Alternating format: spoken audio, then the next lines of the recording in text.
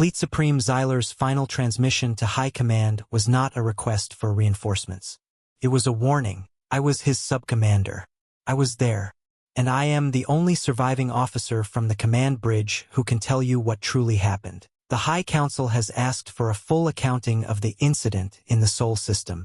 An incident is that what we are calling the complete annihilation of the Harbingers of Order, a fleet of 1,000 of our most advanced vessels. Very well. Your objection is noted, Commander. Now proceed. It began, as these things often do, with arrogance. Fleet Admiral Xyler stood on the command deck of the Will of Xyler, his flagship. He was surveying the holographic display of the human homeworld. Insignificant, he called it. Our fleet held a suffocating cordon around their planet. We had pacified 1,000 worlds. To him, this was simply the next. Status report. Xyler's voice was calm, the sound of absolute certainty. Fleet is in position, Supreme, I reported. The humans have not responded to our ultimatum. Their communications are a chaotic mess. Xyler turned to me, his brow arched. Chaotic. Our cyber warfare divisions report unusual resistance, Supreme. Our penetration codes are being neutralized without a trace. Their networks are not just blocking us. It's as if they are informational black holes. I held my datapad tighter. With respect, something did not add up. He waved a dismissive hand. Primitive trick, he concluded. At that moment, the holographic display updated. The human fleet, no more than 30 warships by our count, was firing its engines. But they were not charging us. They were running. They flee into the debris field, Supreme, I noted. The asteroid belt. Predictable, desperate act. They hope to use the asteroids for cover. A smile touched Xyler's lips. Predictable indeed. Cornered animals retreating to their den.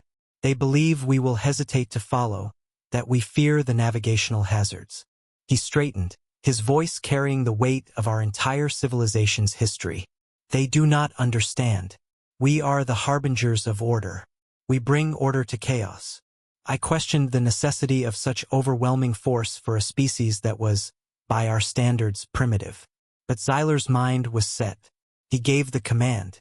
All ships, full pursuit, maintain formation. I want their captain brought to my bridge to beg for his world's survival. I couldn't shake my unease. I suggested perhaps we should send a smaller force first. Test their strategy before committing the entire armada. Xyler laughed. And risk giving them time to prepare? No, sub-commander. The Harbinger strategy has always been decisive force, applied all at once.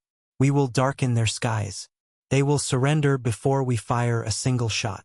The 1,000 ships of our armada moved as one, a spear of light plunging into the asteroid belt. Our combat AI handled the trillions of navigational calculations with contemptuous ease.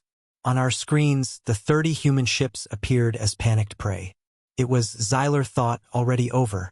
What we saw as desperation was, we would later learn, a precisely choreographed dance. The aliens didn't know we were there. They didn't even have to. What our intelligence failed to grasp was that humanity, in the face of our notorious cyber warfare, had leaned into a supposed flaw, their own fallibility. Their ships were running on manual control. Every vessel was an island, its crew making split-second calculations no AI could predict because they were laced with intuition. Our long-range scans did pick up thousands of small objects placed on specific asteroids. Our threat assessment software flagged them correctly. They were simple mining charges, harmless.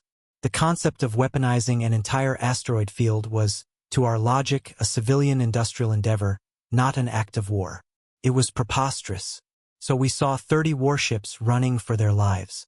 We did not see the 30,000 mines they had spent a week planting.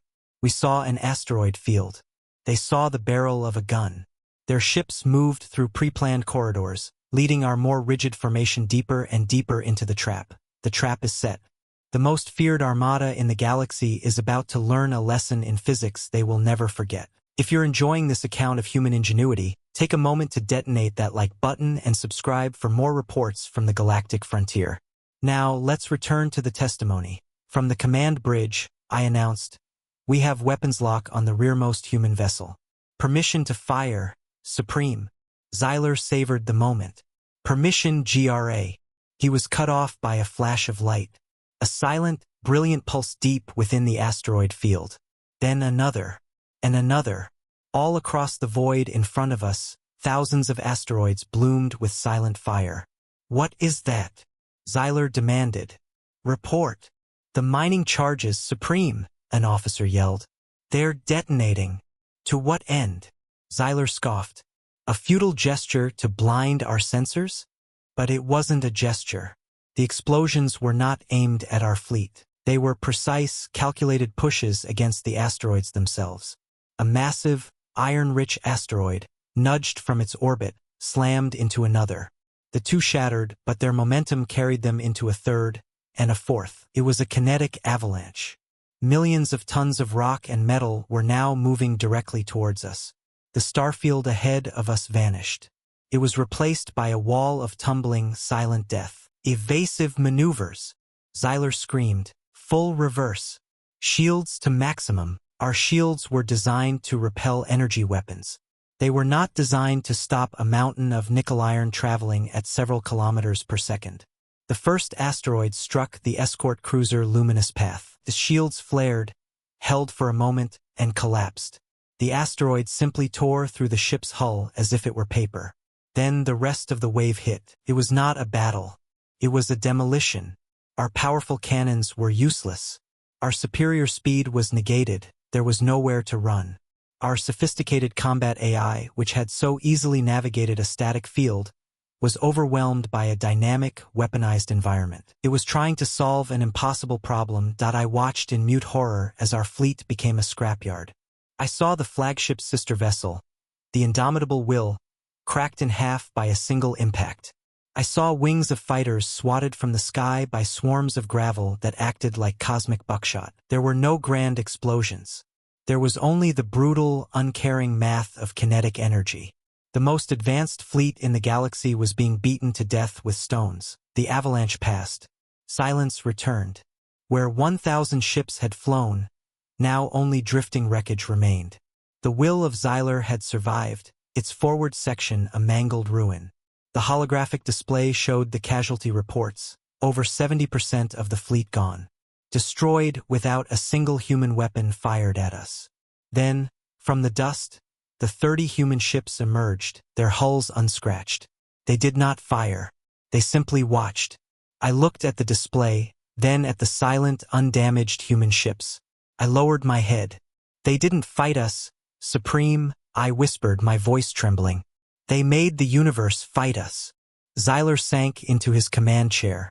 He had conquered races with more ships, more soldiers, more courage. But he had never faced an enemy who looked at a lifeless asteroid field and saw an arsenal. This was a tactic born from a species that had clawed its way to intelligence on a planet that tried to kill it every day. The surviving ships of the Harbinger fleet fled in panic disarray. Fleet Supreme Xyler's final report to the High Command, the one I transcribed, was this: We have misjudged the species known as humanity. Their technology is inferior, but this is a deception. They do not think as we do.